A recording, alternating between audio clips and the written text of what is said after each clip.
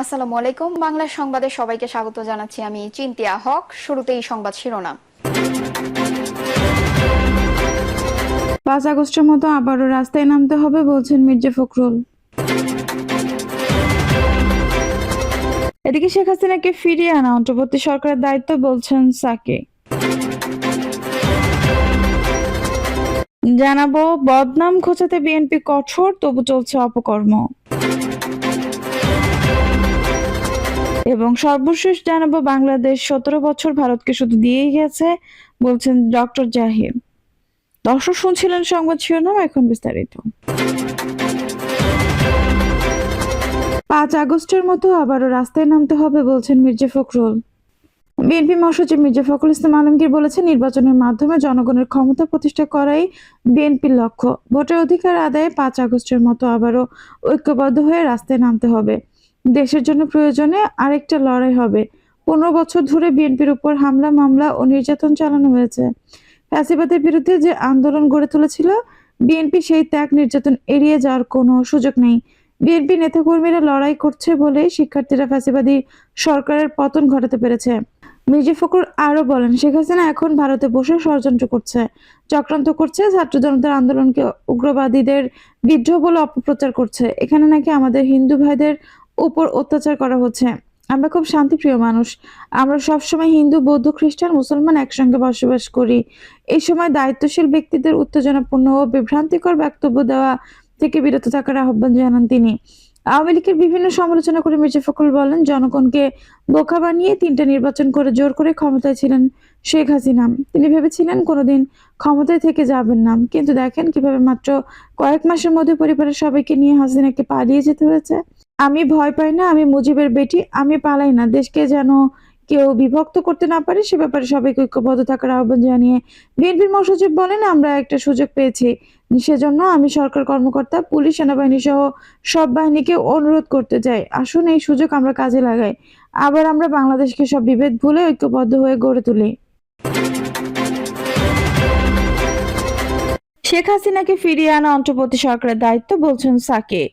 গণসংহতি আন্দোলনের প্রধান সমন্বয়কারী জোনায়েদ সাকি বলেছেন, জুলাই-আগস্টে দেশে নির্বিচারে হত্যাকাণ্ডের জন্য শেখ হাসিনাকে দেশে ফিরিয়ে এনে বিচারের মুখোমুখি করতে হবে। হাসিনাকে ফেরাতে ভারতকে দেওয়া চিঠি এবং বিচারের মুখোমুখি করা অন্তর্বর্তীকালীন সরকারের দায়িত্ব। দেশের বর্তমান সার্বিক পরিস্থিতি প্রসঙ্গে জোনায়েদ সাকি বলেন, সরকারের সব কাজে যে মানুষ সন্তুষ্ট হবে এমনটা নয়। আমরা বুঝতে হবে কোন পরিস্থিতিতে এই সরকার ক্ষমতায় এসেছে। সরকারের প্রতি দেশের মানুষের প্রত্যাশা অনেক। কুমিল্লার বীর মুক্তিযোদ্ধাকে লাঞ্ছিত প্রসঙ্গে তিনি বলেন, আইন নিজের হাতে তুলে নেওয়াটা কোনো অবস্থাতেই যুক্তিসঙ্গত কাজ হতে পারে না। মুক্তিযুদ্ধকে অসম্মান করা কোনোভাবে কাম্য নয়। যারা এই কাজ করেছে সুষ্ঠু তদন্ত সাপেক্ষ তাদের আইনের আয়তায় আনতে হবে। অপর এক প্রশ্নের জবাবে তিনি আরো বলেন, অন্তর্বর্তীকালীন সরকার জানিয়েছে 2026 সালের জানুয়ারিতে নির্বাচন হবে। তবে নির্বাচনের আগে অংশীজনদের সঙ্গে আলোচনা করতে হবে। ইতিমধ্যেই অনেকের সঙ্গে আলোচনা করা হয়েছে। নির্বাচনের আগে ও পরে কি কি সংস্কার প্রয়োজন সেটি দেখতে হবে। বদনাম ঘোচাতে বিএনপি কঠোর, তবে চলছে অপকর্ম। দল থেকে বহিষ্কার মামলা করেও বিএনপি নেতা কর্মীর একাংশকে দখল, চাঁদাবাজি, মামলা বাণিজ্যের মতো অপকর্ম থেকে ফেরানো যাচ্ছে না। অন্তর্বর্তী সরকার উপদেষ্টারা বিএনপি নেতা কর্মীকে ইঙ্গিত করে চাঁদাবাজি সহ নানা অপকর্মের কথা বললেও কাউকে ধরছে না পুলিশ। শাস্তির ক্ষেত্রে বিএনপিতেও দেখা যাচ্ছে দ্বৈত নীতি। তৃণমূলের নেতাদের অভিযোগ পাওয়া মাত্র সাজা দিলে অপ্রভাবশালী অনেকের ক্ষেত্রে তেমনটা হচ্ছে না। আবার কিছু ক্ষেত্রে দলীয় কোন্দলের নেতারা একে অপরকে অপকর্মের অপবাদ দিচ্ছেন। ছাত্র জনতার অভ্যুত্থানে 5 আগস্ট শেখ হাসিনা পতনের পর বিএনপির অনেক নেতাকর্মীর বিরুদ্ধে দখল, চাঁদাবাজি, মামলা বাণিজ্যের অসংখ্য অভিযোগ আসে। ভাবমূর্তি রক্ষায় কঠোর হয় বিএনপি। দলের ভারপ্রাপ্ত চেয়ারম্যান তারেক রহমান একাধিকবার হুঁশিয়ারিও দেন। একাধিক নেতার দাবি, ক্ষমতাচ্যুত আওয়ামী লীগের মতোই বিএনপিকে চাঁদাবাজ, দখলদারের দল হিসেবে দেখাতেও অতিরঞ্জিত প্রচারণা চলছে।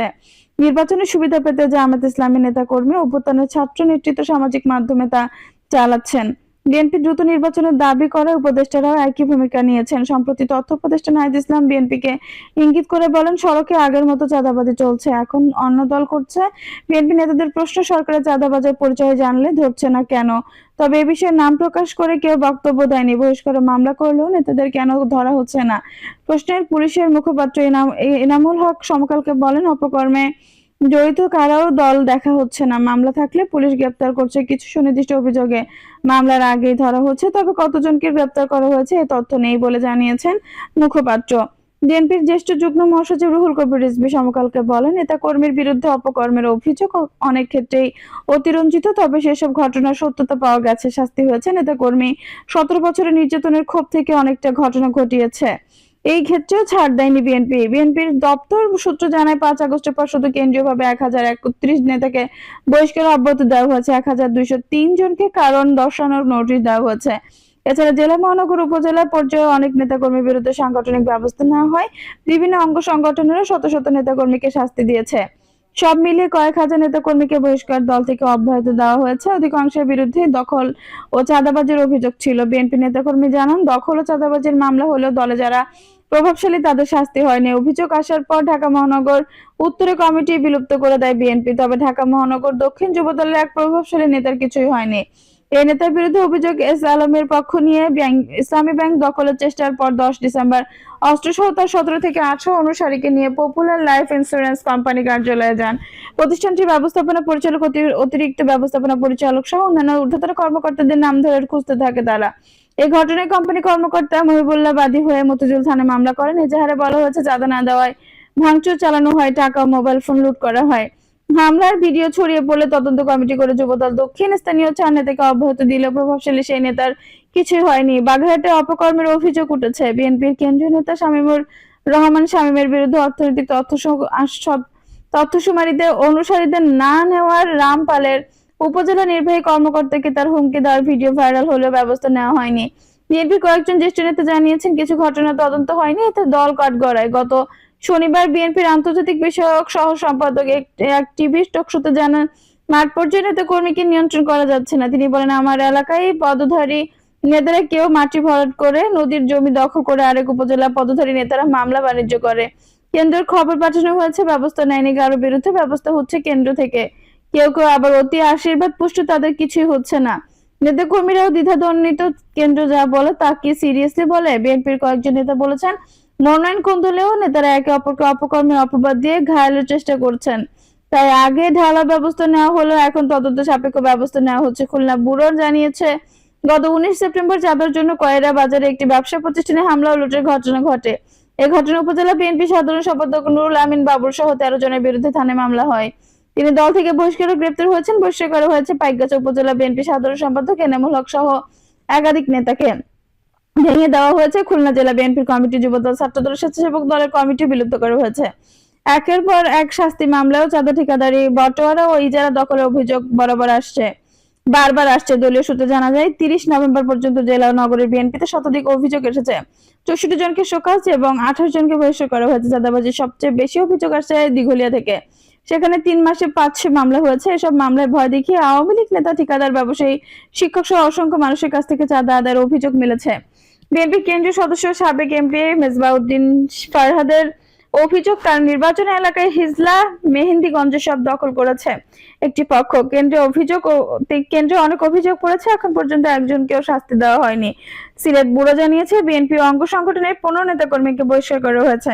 জেলা বিএনপি সভাপতি আব্দুল কাইম চৌধুরী সমকালকে জানিয়েছেন, শাস্তি দেওয়ায় এখন অভিযোগ কমে আসছে, নেতাকর্মীরা নিয়ন্ত্রণে আছে। দর্শক, এই ছিল এখনকার সর্বশেষ সংবাদ। নিউজটি ভালো লাগলে অবশ্যই একটা লাইক দিন, কমেন্টে আপনার মূল্যবান মতামত জানান। সবসময় আমাদের পাশে থাকতে সাবস্ক্রাইব করে বেল বাটনটি অন করে রাখুন। ধন্যবাদ।